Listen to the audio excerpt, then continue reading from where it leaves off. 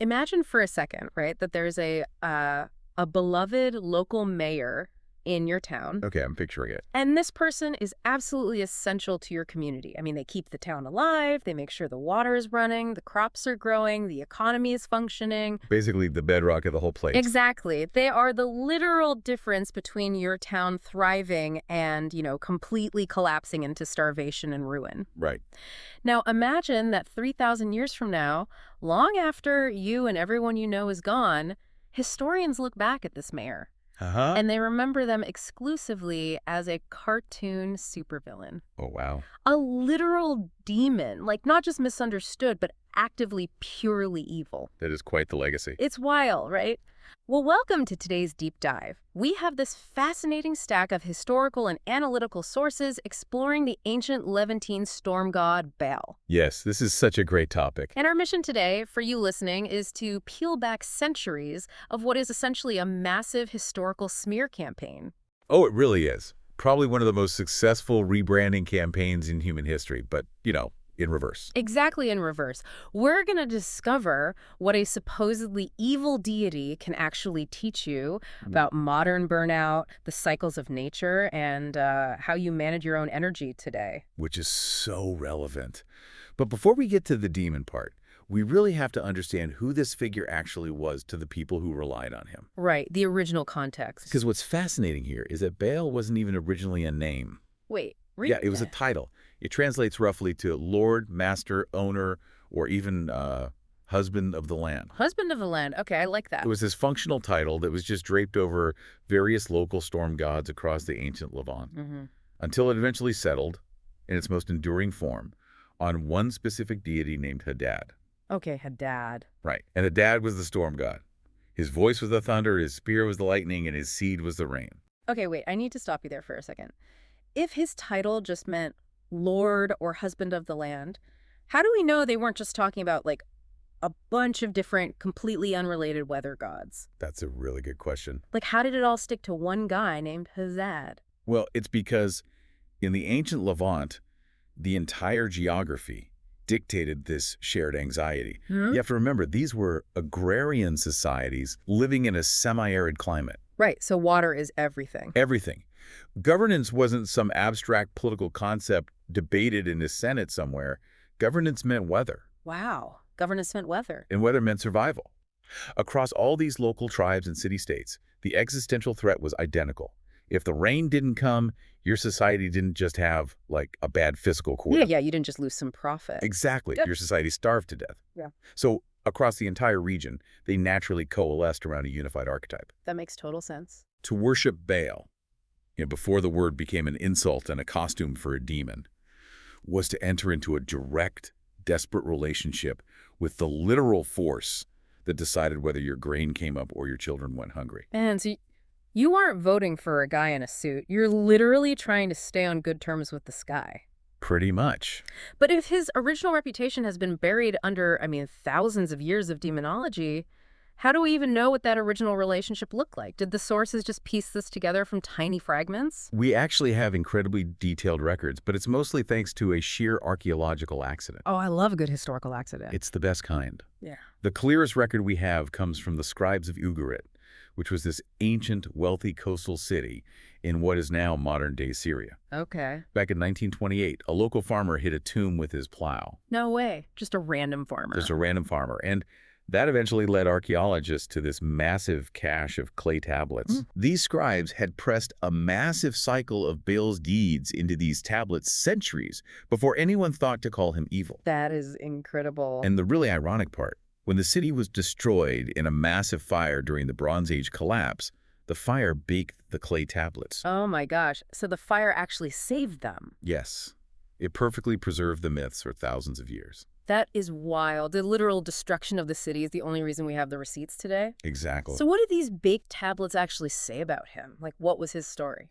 Well, the central myth is this epic cosmic struggle. Baal gets into a massive fight with a deity named Yam. Yam. Yeah, Yam is Prince Sea, representing the chaos of undifferentiated water. So like the ocean. Right, but think of the primordial ocean, tsunamis, the terrifying unpredictability of the deep. It's chaos. Okay, I'm with you. So Baal fights him for the kingship of the gods, and he uses these magical whistling weapons forged by the craftsman god Kotharwakasis. Magical whistling weapons. That sounds so cinematic. But the text makes a crucial point here, right? Because winning that fight isn't the end of the story. Not at all. Baal defeats the chaos of the sea. But the text says he doesn't become king in any lasting, meaningful sense until he has a house. Yes. He needs a palace on the sacred mountain. And I'm just thinking, why a literal house? They're cosmic gods. Why do they need ancient real estate? Well, it's because ancient people didn't view their gods as abstract concepts floating in the ether. Right. They viewed them as active, required participants in the daily machinery of survival. Mm. A house like a temple or a palace on a mountain represented a fixed seat from which his responsibility could be exercised year after year. Oh, I see. Winning a battle against a sea monster proves you are strong, but building a house proves you are going to stay. I love that. And honestly, I love how applicable that is to modern leadership. Oh, absolutely. Because think about how distinct this is from our typical action hero myths today.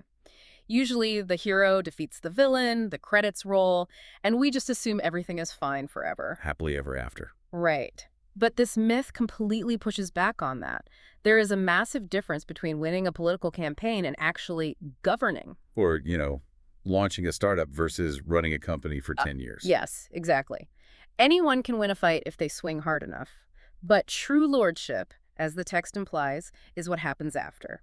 Lordship is what happens when someone has to keep showing up every single day. Keep showing up is exactly it. Kingship without a dwelling is just a one fight.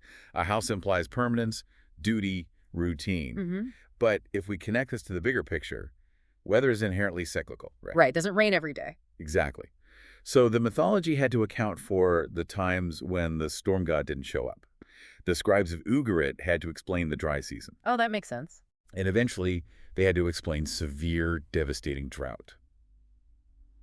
Which leads us to the most crucial and, frankly, the most erased part of the Ugarit myth. Okay, brace myself. Because Baal, secure in his brand new palace, doesn't just rule forever. He loses. Hold on. The guy who just defeated the primordial ocean loses. To who? He loses to Mot. And Mot is the personification of death. Oh, wow. He is the swallowing throat, the god of drought, sterility, and the underworld's endless hunger. That is a terrifying description. It is. Baal is summoned to the underworld, and he is essentially consumed. The rains completely stop, and the land, as the clay tablets beautifully and tragically put it, goes the color of bone. Goes the color of bone. Man, these scribes could write. But wait, so the god of survival is dead? Yes. If he's dead and the land is starving, how does the cycle ever restart? This is where we get to what later centuries worked the hardest to erase. Enter Anat. Anat. Anat is Baal's fierce sister, the maiden warrior. And she does not just sit around mourning. She doesn't just, weep on the mountain. No, not at all. She goes looking for Mot, and when she finds him, she destroys him. Yes! And she does it using the incredibly visceral, mechanical imagery of the ancient threshing floor. Oh, tell me about this. The texts say she cleaves him with a sword, winnows him with a sieve, bards him with fire, grinds him with millstones, and sows his remains across the fields. Oh my God. Yeah, she literally processes the god of death like grain. That is brutal. And because of her decisive action, Baal is released from the underworld, and the rains finally return to the earth. That imagery is just intense. And it completely shatters that standard mythological trope, of the passive sacred feminine waiting by the shore crying for the male hero to return. Totally. She doesn't wait. She processes the villain through agricultural machinery. It's amazing. But what does that actually mean for the people?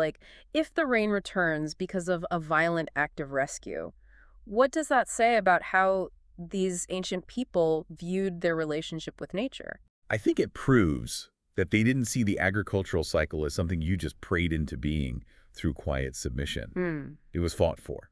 The worship wasn't orbiting some distant, unbothered tyrant who just needed a few offerings so he wouldn't smite you. It was orbiting a rhythm of fullness and absence. Okay. Yeah. For you, listening to this thousands of years later, it's a reminder that the return of abundance after a period of scarcity is never automatic. Right. Someone has to want it enough to go out and rip it from the jaws of the dry season. The wheel of the seasons only turns because active, sometimes brutal effort is applied. Okay, so if this was fundamentally a myth about natural rhythm, a celebrated rescue, and, the sheer work of agricultural survival, how on earth did we get from a gnat saving her brother to Baal becoming a literal demon? Right, it's quite the leap. To understand that, we really have to look at the sociological mechanics of how religions compete. Okay. Because Israelite religion and Canaanite religion did not emerge in vacuum-sealed bubbles, separated by some massive wall. They were neighbors. More than neighbors, they grew out of the exact same cultural, geographical, and linguistic ground. For centuries, Yahweh, El, and Baal circled the exact same territory of storm imagery, mountain imagery, and the language of divine kingship. Really? Yes, they were so culturally intertwined that archaeologists have actually found ancient inscriptions invoking Yahweh alongside a consort, deeply mirroring that whole Baal and Anat dynamic. Wait, really? So they were basically speaking the exact same mythological language. They weren't strangers at all. They were like rivals in the same house. Precisely. Yeah. Rivals in the same house.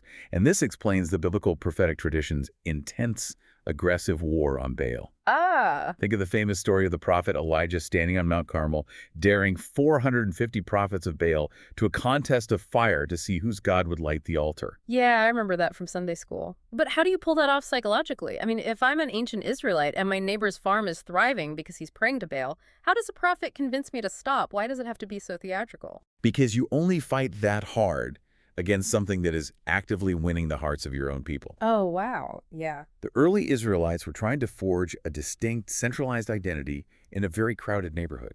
Hmm. To define who they were, they had to aggressively amputate the parts of their culture that looked too Canaanite. I see. The prophetic tradition's war wasn't against some theoretical abstraction. It was a war against a real, incredibly popular competitor practiced by the Israelites themselves. Mm-hmm. When people are hedging their bets to ensure their crops grow, Mm-hmm. a prophet has to create a massive binary choice. It's us or them, good or evil. So centuries of saying, we are not that, we are not them, will eventually flatten any nuanced rival into a two-dimensional symbol of everything you hate. Exactly. Baal became the paradigmatic false god. Man. Now, fast forward thousands of years. The original Ugaritic texts are buried in the dirt. The original context of the rain and the crops is completely forgotten. It's totally lost. Totally lost. By the time we get to the 17th century in Europe, you have occultists and supposed magicians writing these elaborate spell books called grimoires. Okay, the creepy spell books. Right. Specifically, texts like the Ars Goetia, which was designed to catalog the hierarchy of demons in hell. The later scribes needed a face and a throne for a demon king, and Baal's name was sitting right there, ready to be completely twisted. Which gives us Baal, spelled with an E. Yes, Baal of the grimoires. Wow.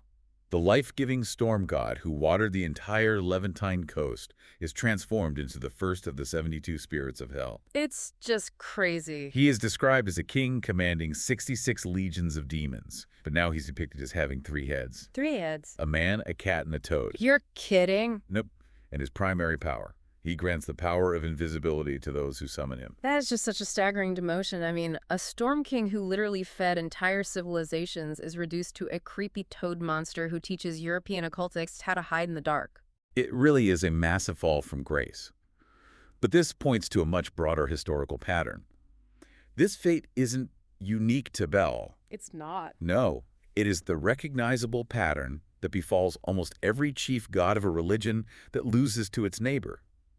When a religion loses a cultural war, the crown becomes a joke, the throne becomes a cage, and the sacred mountain becomes a pit. Oh, wow. We saw the exact same thing happen in ancient Greece. The nature god Pan's horns, hooves, and association with the wild became the literal visual template for the Christian devil. Oh, of course. I never put that together. Yeah, the old gods don't just vanish into thin air. They get actively demoted into villains, so the new order gets to be the only story left standing.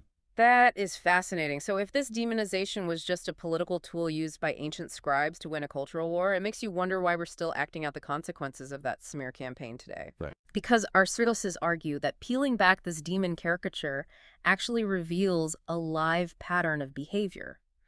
It reveals principles of what the text calls worship that dictate how you live, how you work, and how you manage your energy right now. Yes, exactly. We aren't talking about reconstructing ancient clay tablet rituals.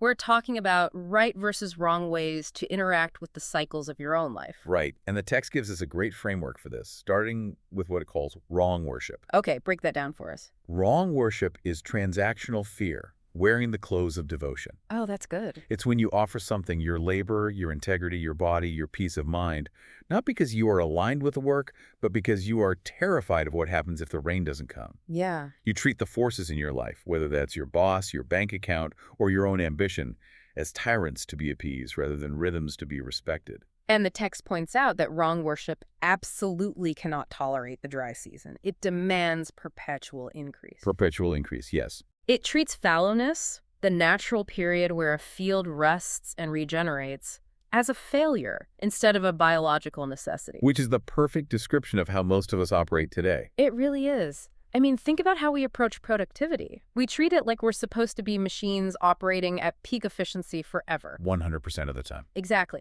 But if you look at, like, muscle hypertrophy and fitness, you don't actually get stronger while you are lifting the heavy weight. Really? No. Yeah. The workout, the storm, is actually tearing the muscle fibers apart. You only get stronger during the rest period, during the fallow season. Oh, I see. But modern hustle culture demands that we just keep tearing the muscle, demanding permanent output from our bodies and our minds. And as the text brilliantly phrases it, we end up with self-inflicted mot. Self-inflicted death. Total sterility. We Yeah. drag ourselves into the underworld because we refuse to just let the field rest. That analogy of tearing the muscle is spot on, because at its most literal, wrong worship fixates on the idol instead of the relationship. We fixate on the money, the applause, the outward proof of favor, and we completely forget the things signified, which is the actual life energy. We try to keep the rains coming by force or by panicked bargaining. Right. But right worship, the harmonic version that the ancient agricultural cycle was built on, starts by recognizing that wet and dry, growth and death, presence and absence, are not two warring forces where one has to permanently defeat the other. Yes. They're one continuous rhythm. Because Baal doesn't banish Mot forever. That's the genius of the original myth that got erased. Exactly. He loses to him, he goes under, and he comes back. Because that is what the cycle is for. Lordship isn't the power to permanently prevent the dry season. It's having the maturity to move with the dry season, not fight it to a standstill. Governance, in this sense, is responsibility carried across both halves of the year, not just control exercise during the half you like. Oh, that's a great way to put it. But, and this is where its modern application comes in, right? Worship doesn't just mean waiting passively when things are broken. Okay. When the cycle stalls unnaturally, when the drought has gone on way longer than a season should right with burn, worship means doing the threshing floor work.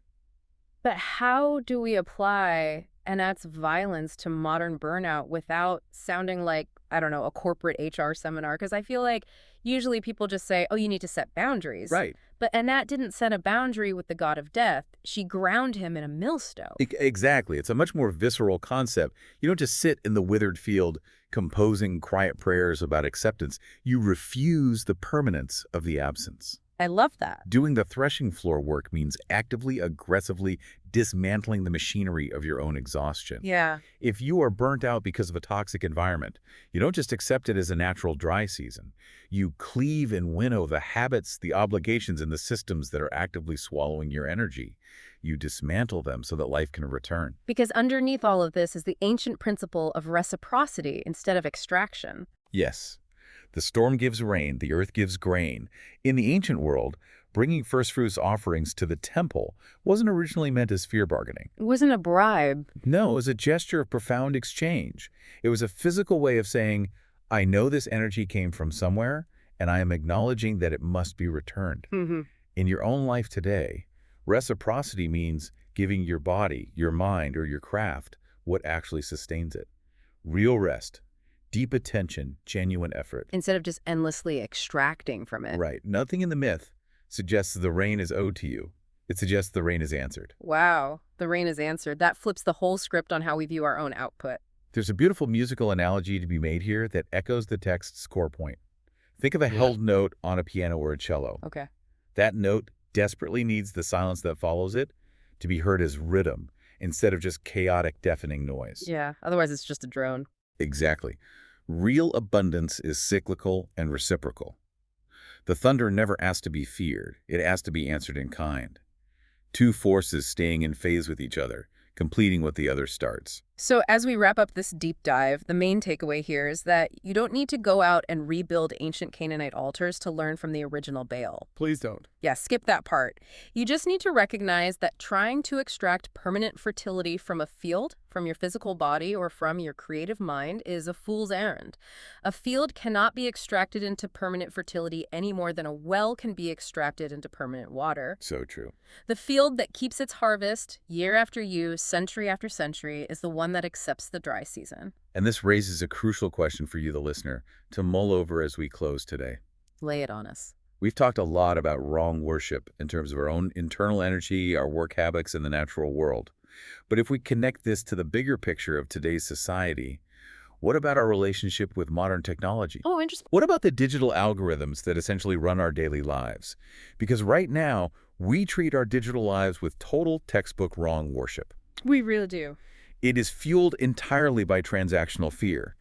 We demand a perpetual, endless feed of information, scrolling infinitely, absolutely terrified of a single moment of digital silence or boredom. Oh man, the fear of boredom is so real. We extract dopamine from our screens without ever letting our brains go fallow. So, the question is, what would right worship, cyclical reciprocity, and a healthy fallow season look like in your relationship with the technology currently sitting in your pocket? That is a brilliant and honestly slightly terrifying thought to leave on. If we treat our devices like ancient tyrants demanding constant, unbroken attention, we are just begging for a self-inflicted drought of the mind. Exactly. So don't let your inner mayor, that vital, life-giving energy that keeps your personal town running, become a demon just because you refuse to let it rest. Give yourself the winter. Embrace the silence before the next storm. Thanks for joining us on this deep dive, and we'll catch you next time.